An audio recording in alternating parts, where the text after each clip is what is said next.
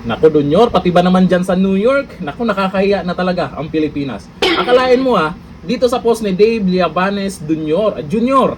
Ang sabi sa post niya, nilusob ng mga rallyista ang hotel kung saan umano tumutuloy ang Pangulong Bongbong Marcos na nasa New York ngayon para sa working visit sa United Nations. At eto ang sinisigaw nila.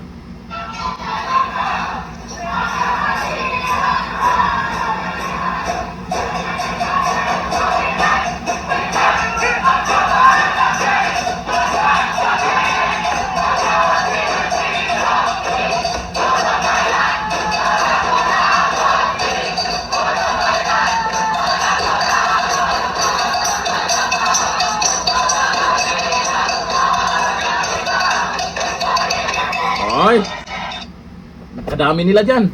Nagkakalat na naman sila dyan. Sino-sino kaya ang mga nagrarally na yan? Baka isisi nyo na naman sa mga Duterte yan. Ikulong na yan, mga kurakot. Teka, wala namang pangalan na binanggit sila dyan. Pero sino ang nandyan? Oy, eto sa post po ng balita ngayon. Dumating na sa New York City si Pangulong Marcos Jr. kasama ang delegasyon ng Pilipinas para sa kanyang working visit sa United States, kung saan inaasahan niyang manawagan ng tigilan sa gitna ng lumalalang tensyon sa Middle East. Ang tanong, pakikinggan? Inaasahan gagamitin ng Pangulo ang kanyang talumpati sa United Nations upang hikayatin ang mga bansang sangkot sa sigalot na bumalik ang negosasyon at igalang ang international law. E paano din yung panawagan ng mga OFW na ikulong yung magnanakaw? May makikinig sa'yo, Dunyor, kung makinig ka rin sa panawagan ng kapwa mo Pilipino.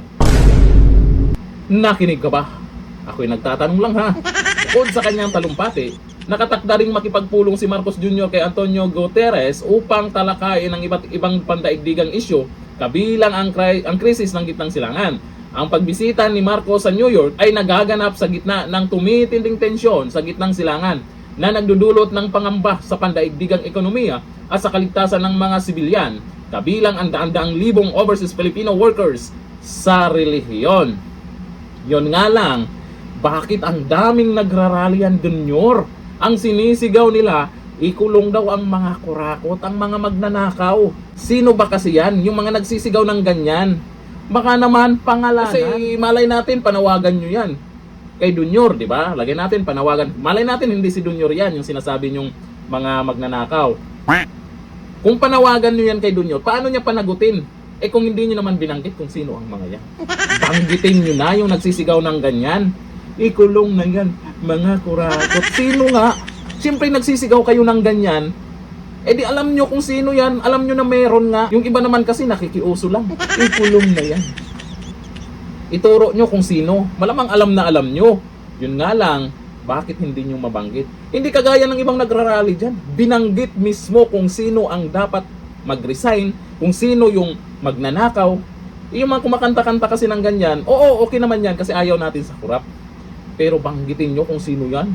Malay natin pag binanggit nyo kung sino yan, ay mahiya-hiya naman ang buhayang yan.